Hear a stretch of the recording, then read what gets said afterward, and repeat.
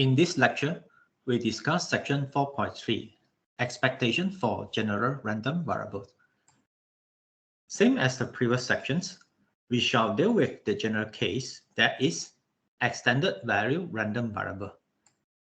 That means we will consider those random variables whose range is from negative infinity to positive infinity.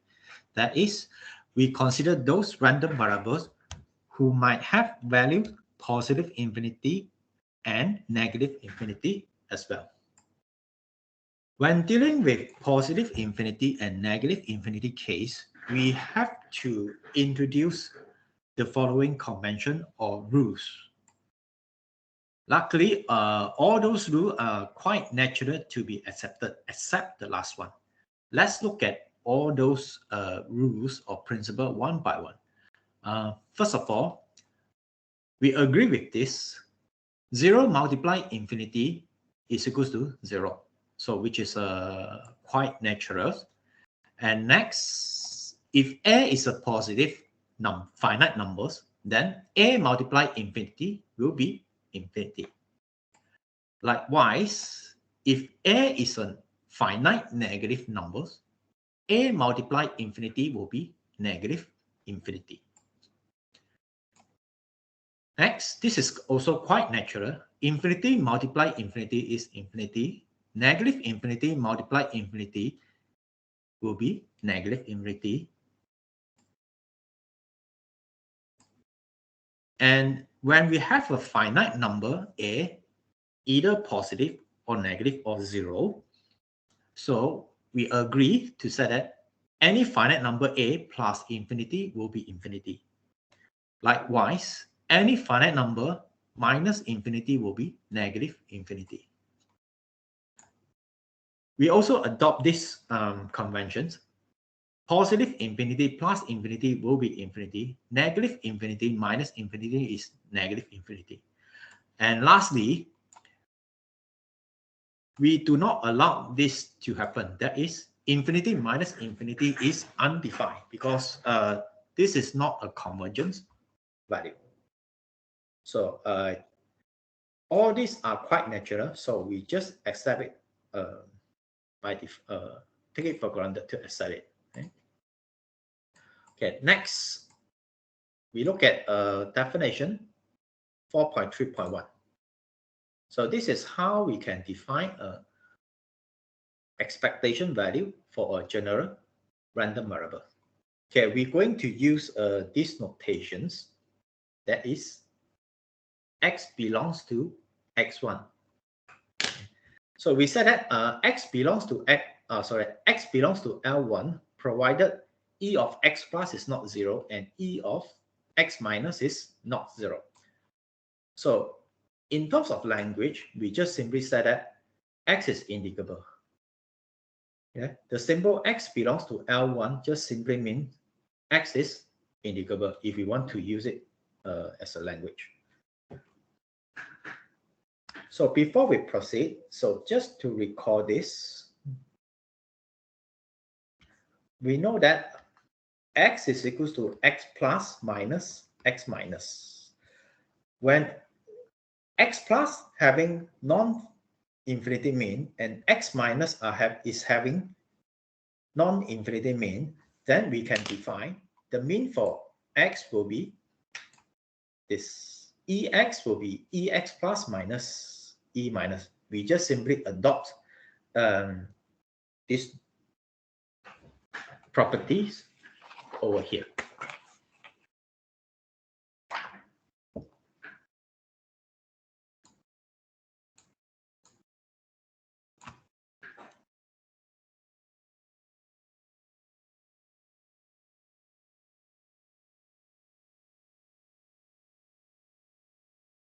Based on these definitions, so we're going to have several observations over here.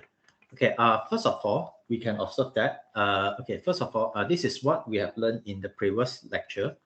Modulus of x is equals to x plus x minus.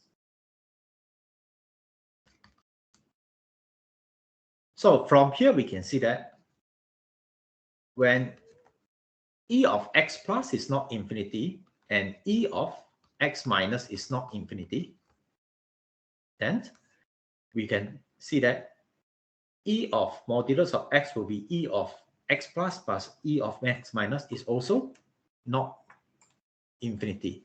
So we can have these properties. When we have these two criterion, then we can have E of modulus of x will be E of x plus E of x minus. So that is also not infinity. So this also simply means that modulus of x is also belongs to L1. In terms of language, we also say that modulus of x is also integrable. So this is the first observations here. And the second observations, we can easily see that and we know x is always less or equals to modulus of x.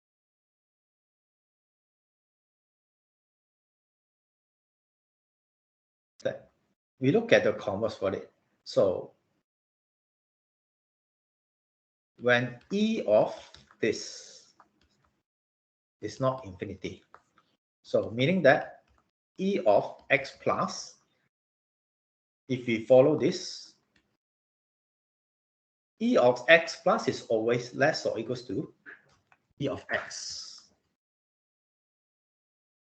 modulus of x, and also E of x minus is always less or equals to E of modulus of x. So just simply means that E of x plus will be not infinity and E of x minus will be not infinity. So according to our definitions here, theorem definition 4.3.1, x is integrable or x belongs to L1 provided E of x plus is not infinity and E of x minus is not infinity. So from these definitions,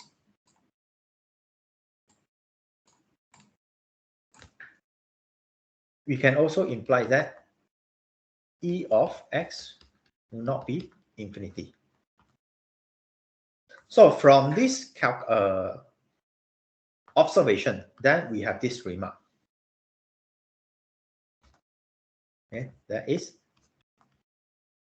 x belongs to L1 if and only if modulus of x belongs to L1. Hence, these two statements are equivalent. That is, we said that x is integrable is equivalent to say that modulus of x is integrable.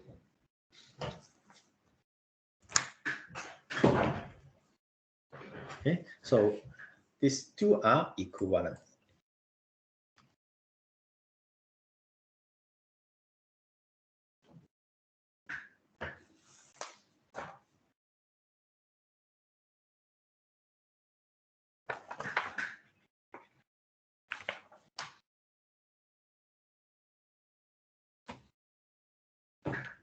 Okay, next.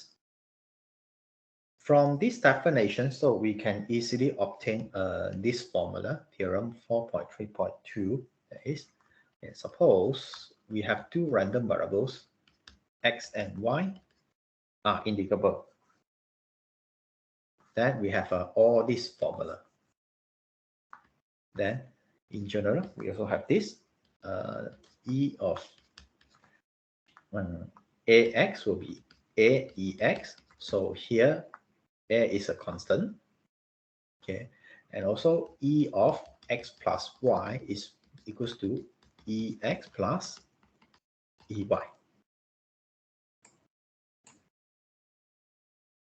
And we have this. When x is less or equals to y, then the mean for x is always less or equals to mean of y. And C, we have observed just now, the modulus of ex will be always less or equals to E of modulus of x. So these three are the general properties for expectation value.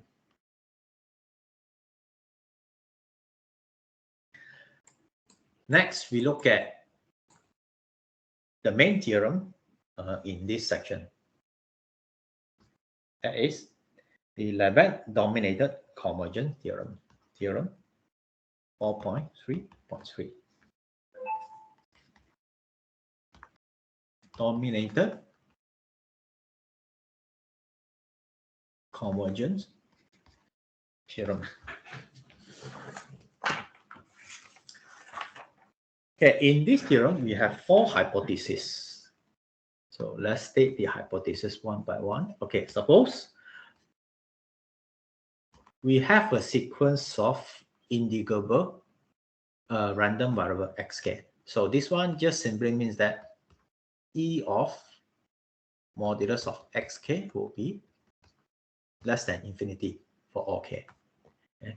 So in terms of language, we say that xk is integrable. Okay. All these three are synonym. And the second hypothesis is supposing limit for xk exists, so which is equals to x. And supposing modulus of xk will be less or equals to another random variable y. And D, we're supposing that y belongs to L1. So again, follow this notation. So that means we are saying that the expectation value for y is finite, so which is not infinity. So this theorem, so we have 4 hypotheses, A, B, C, D. A, x, all the xk are integrable. B, limit for xk is equals to x. And C, modulus of xk less equals to y. D, y is also integrable. And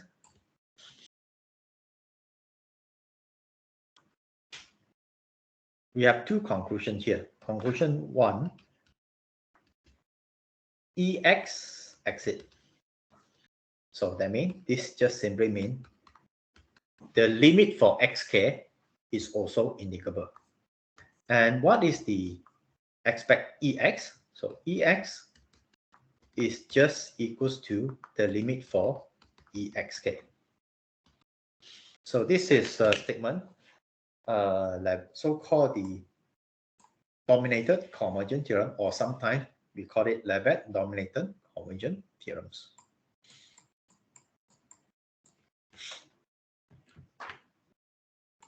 Yeah, let's look at the proof for these theorems.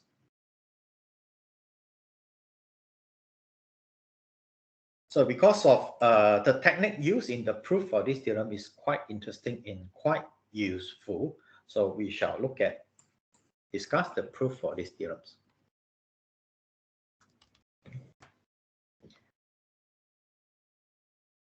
We begin with this. First, given that modulus of xk is less than y. So this is equivalent to say that xk is always in between minus y and positive y. So from here, we have 2 inequality. Then we have 2 cases. Case number 1, y plus xk is positive, and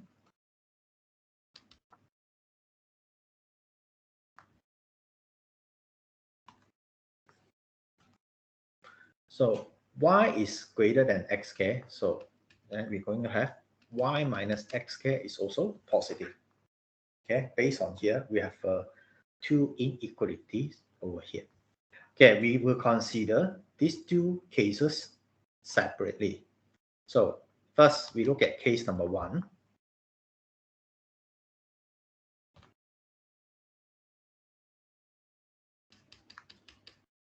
When y plus xk is greater or equal to 0, so we just simply write this as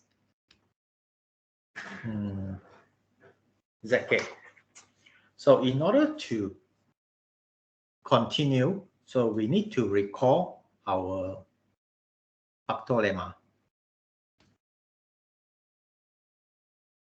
So that is our theorems 4.2.4. So this factor lemma said that if zk is non-negative, if a sequence of non-negative random variable, then we're going to have this inequality E of limit infimum of zk always less or equals to limit infimum of E of zk. So this is our factor lemma. Next, we're going to apply this factor lemma to solve this case. Observe that in the first case, we have y plus xk is always non-negative. So that means we can replace this y plus xk to be this zk in the factor lemma here. So you can see we can carry on by using factor lemma. We're putting this to be our zk to be y plus xk. Then we have E of limit infimum of y plus xk less or equals to limit infimum of E of y plus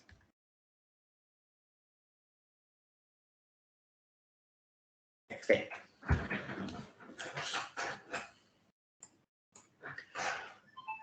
Okay, here because of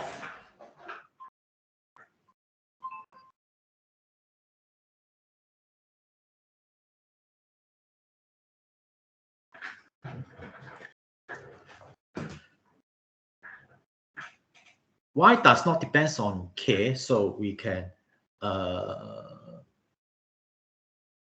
consider y without taking off this. So then we can have E of y plus limit infimum of xk. So less or equals to limit infimum of ey plus, okay, same as the right hand side. So because y is not depends on k, so this limit infimum does not affect our ey. So the right hand side will become E of y plus limit infimum of E of xk. Okay, by our linearity, so this left hand side becomes ey plus E of limit infimum of xk. So the right hand side will remain no change, limit infimum of E of xk. Okay, now because of the limit for xk exit, so this will be equal before that, so we can cancel off our ey here. And next, because of the limit for xk exit, so which is equal to x, so the left hand side will become ex.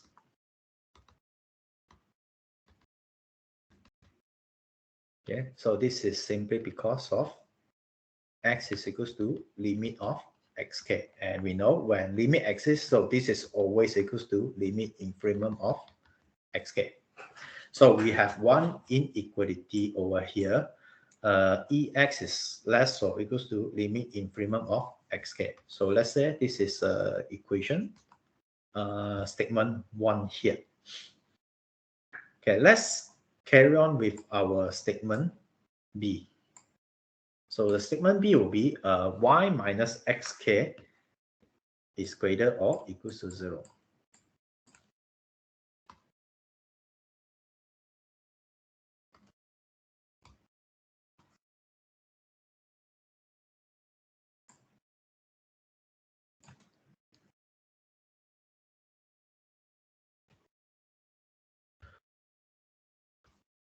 So we look at case B, y minus xk is greater than 0. So again, we're going to apply factor lemma by putting this to be zk.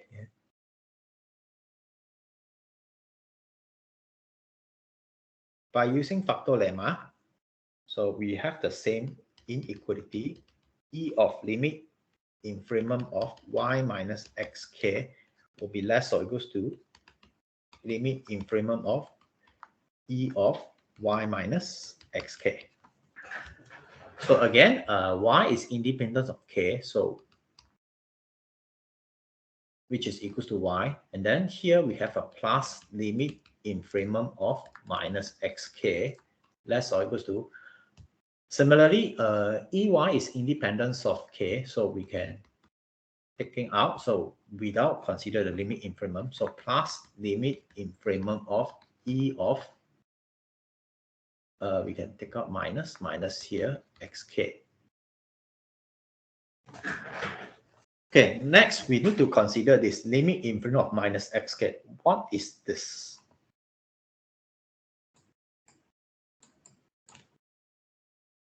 So to do this, we need to record another results over here. So that is, you guys have to remember it. So first, infimum of negative xk is always equal to negative supremum of xk. So similarly, supremum of negative xk will be equals to negative of infimum of xk. So you just need to remember this. And also, next thing, what you need to remember is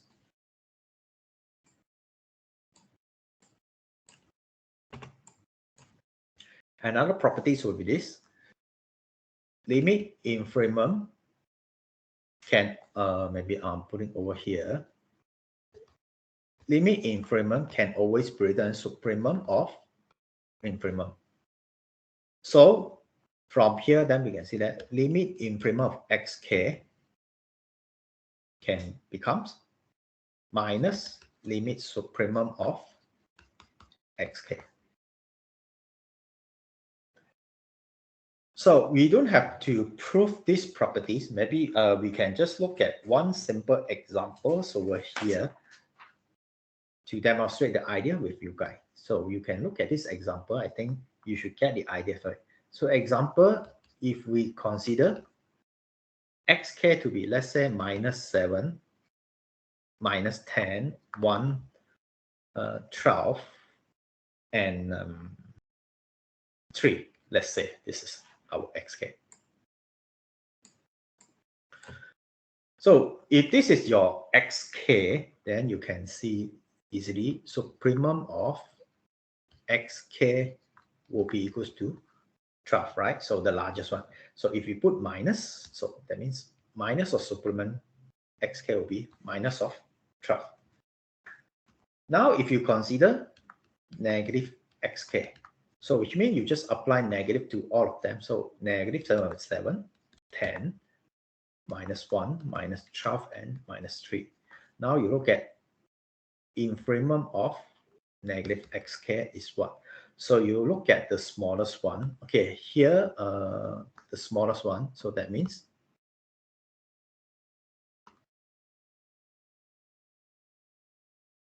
it must be minus 12 here. So this will be minus 12. So you can see these two values are identical. Okay, so from here it demonstrates the idea infimum of negative xk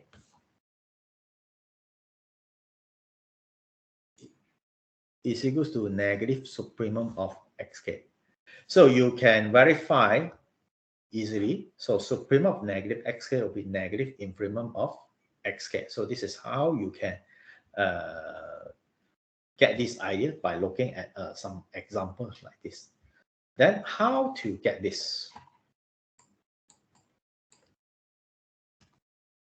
So like I said, so limit infimum of negative xk. So limit infimum is actually equals to supremum infimum of negative xk. Okay. So to be more precise, that will be xk. K is the first running index. K greater then infinity, n. And here will be n running from 1 to infinity. Okay, we're going to apply our property one by one. So negative, when we take out, it changed to supremum. So that will be supremum n greater than 1 minus of supremum again, k greater than this. Now, no more xk. So we have a bracket here. Now we consider this. Negative of this, we bring out, we will shift this to infimum.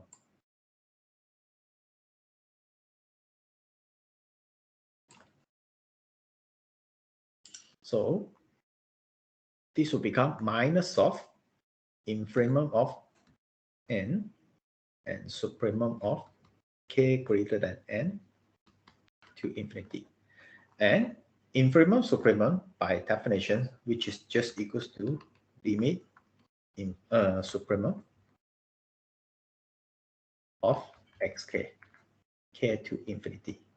So this is how to get this. Limit infimum of minus xk will be minus of limit supremum of xk.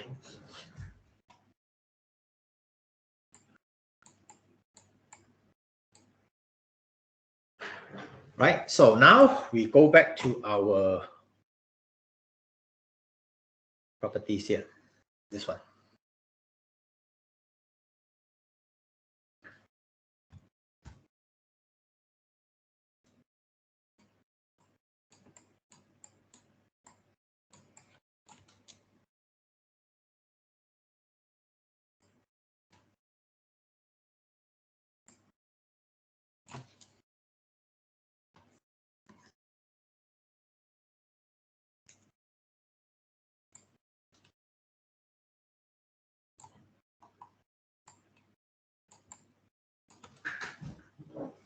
Right, first of all, we can actually take out our EY here. So we can have our EY plus E of limit infimum of negative xk.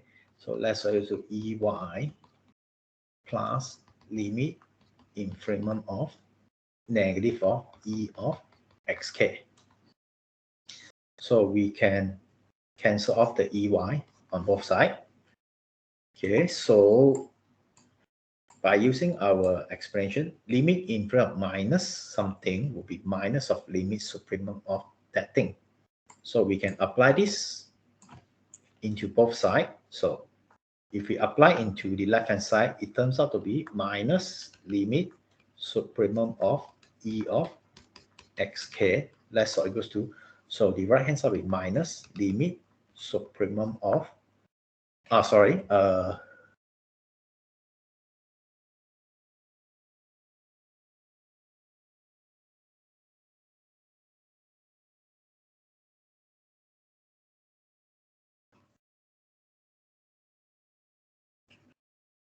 okay, sorry. For this part, we don't have to apply the formula. So because of limit infimum, limit of xk exit, so this will be always equals to negative E of x. Okay, so this one. And this one, so will be minus limit supremum of E of xk. So we have this. So this is because of limit of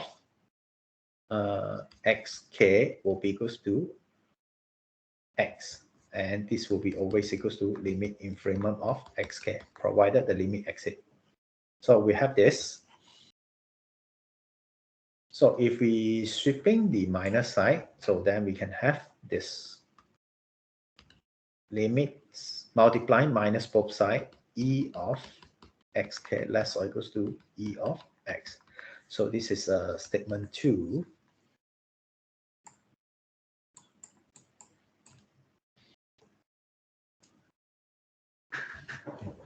So if you go back to statement 1, where is our statement 1? Okay, so this is statement 1.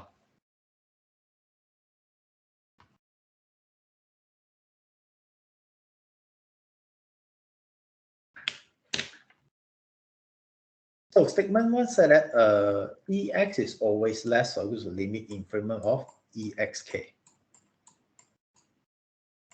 So this is our statement 2.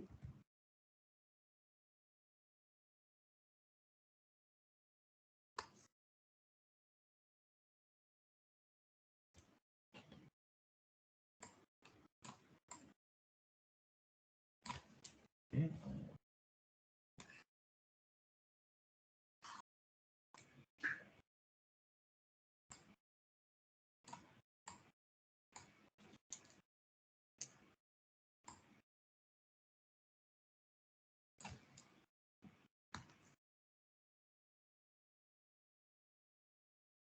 Okay, so this is the statement 1 and statement 2.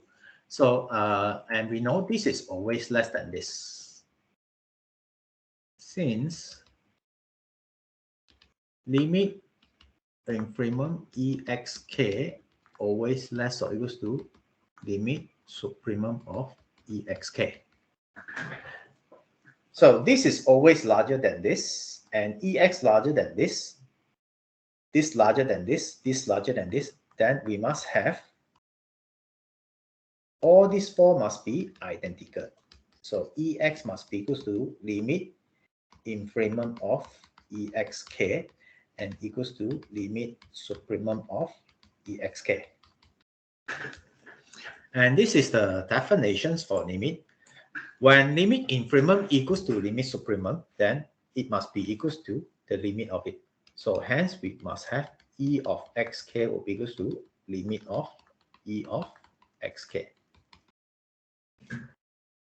Okay, so the proof is actually quite not difficult here, provided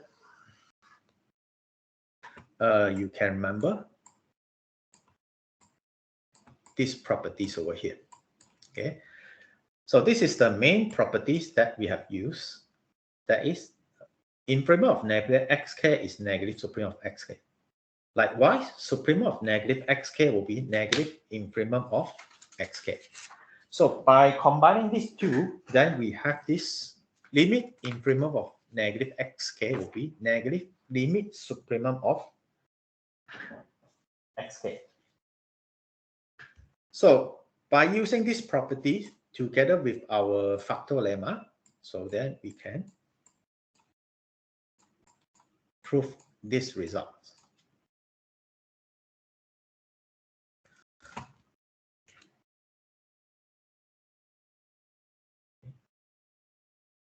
So just give you a remark over here. So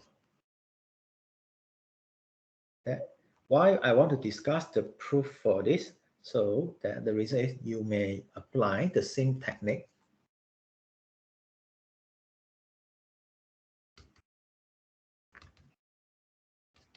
to solve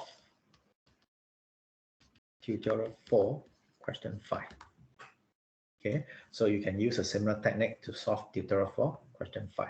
So please have a look on these tutorial questions. Okay.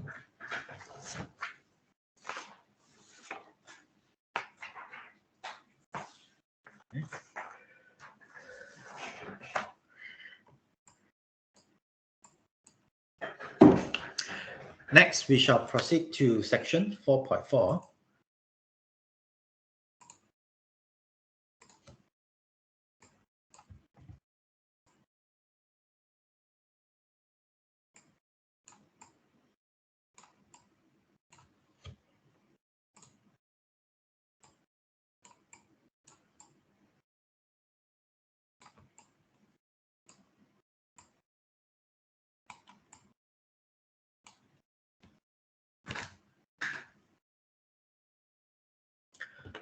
Okay, we go back to our usual formula for our expectation value.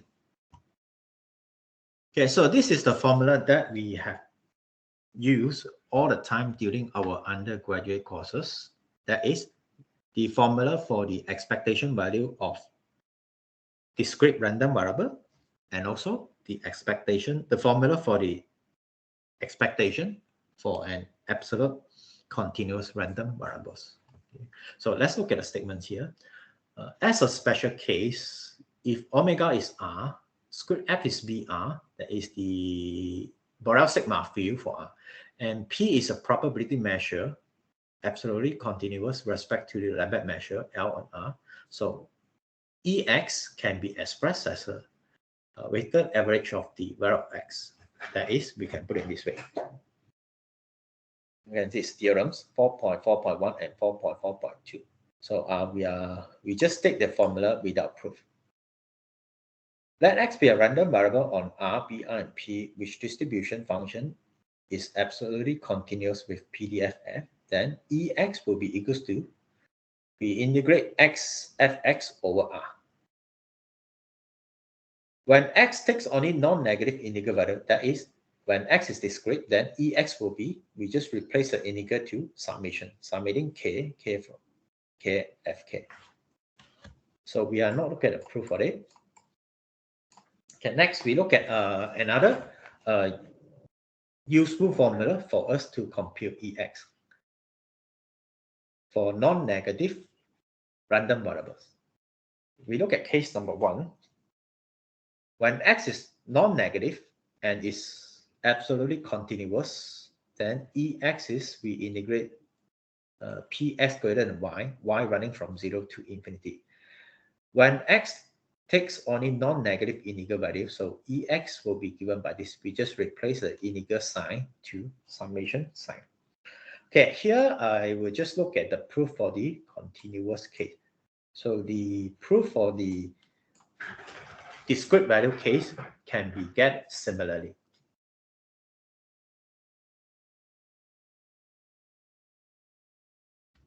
So we just look at the proof for 4.9 on it. Okay. So because of X is absolutely continuous, then we can see okay,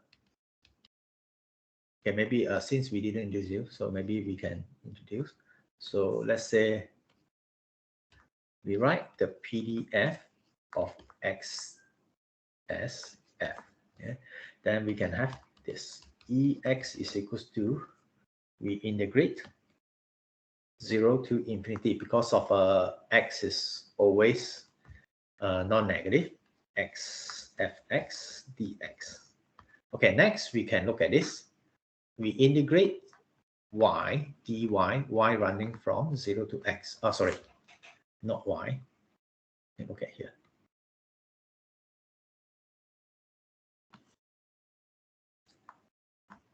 We can see this. So we integrate the constant function 1 from 0 to x. So this can be equals to y running from x 0 to x. So this will be x. So you can see we can express this x as an integer over here. Hence, we can write this becomes like that. So the first one corresponding to x from 0 to infinity. So y from 0 to x. And fx dy dx.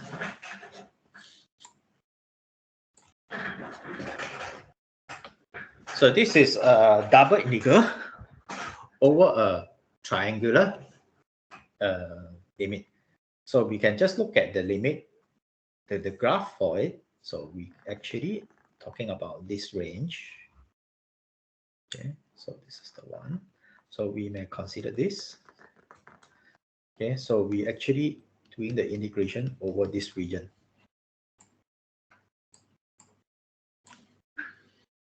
So this is we are from here we integrating y equals to x, y equals 0. So y equals to 0 to y equals to x, and x is running from, so this blue color. So this is x equals to 0 to x equals to infinity. So when x is infinity, then y must be also infinity. So we have the upper limit here. So this is y equals to infinity. Now we can switch this. So that will be y from, we switch the integer according to this, then it becomes, so we look at it. This is the left, this is the right. So from here, then we can see this. So the left-hand side is equals to, the left-hand side is given by this, x is equal to y. And after that, the right-hand side, x is infinity, so x is equal to infinity. So that's why the range will be y to infinity. Next, we look at it, the top, maybe I use another color. So the top is given by, if you look at it, the top will be covered by here. So y equals to infinity. And the base will be here, y equals to 0. Hence, the range for integration of y will be from 0 to infinity. So using this, then we can change the order for integrations. It becomes like that. Hence, our ex is equals to, we are integrating y from 0 to infinity, and x from y to infinity, fx dx dy. So if we just look at this part, so this can be written as p of x greater or equals to y. So hence, this is how we can get this formula. So that's the end for the proof of these theorems.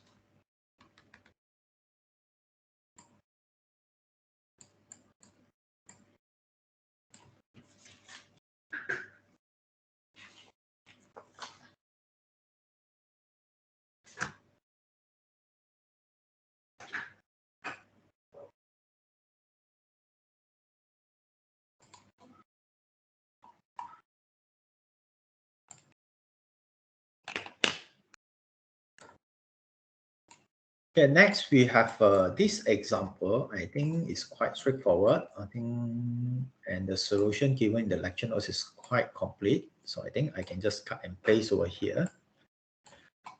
Okay, example 4.4.3. Let x be a random variable with PDF. Fx is lambda e minus lambda x. So as you can see, this is x is an exponential distribution. Okay. With parameter, I think it's 1 over lambda. All right. So then we can calculate this px greater than y will be, we integrate this one. So it's a simple integration. Then we will get this is e minus lambda y. And hence ex will be, we integrate this again, 0 to infinity for this. So that will be 1 over lambda. Yeah. So this is one of the application for theorem 4.4.2. So next one, in general, we can have this formula. I think you guys are quite familiar with it. So I just state it without proof over here.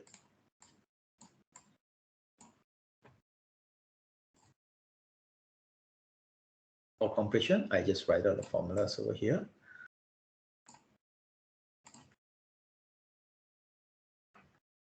Okay. Let x be a random variable on the probability space with distribution function f. Okay? And G is a Borel measurable function. Okay? So, and supposing f is absolutely continuous and density function small f, then we can have E of gx will be this. I believe this is a standard formula. Okay? If x is a discrete value and with mass function small p, then E of gx will be we submitting gx and then px. Okay? So we have been using all this formula all the time. Okay? So this formula can actually be deduced from our definitions.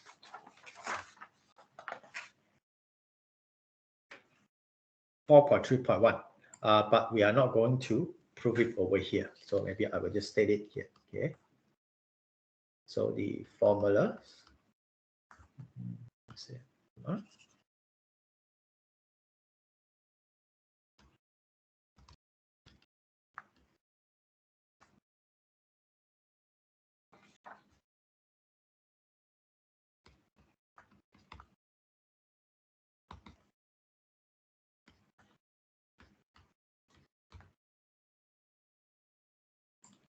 Okay, those formula in theorem 4.4.1 and 4.4.4 can be deduced from our general formula definitions 4.3.1. Okay, but we are not looking at the proof here, so the proof is not discussed. Omitted. Okay, here. Right, so which is beyond the scope of our course here, so we are not going to discuss the proof. Okay, we just state the formula without proof over here.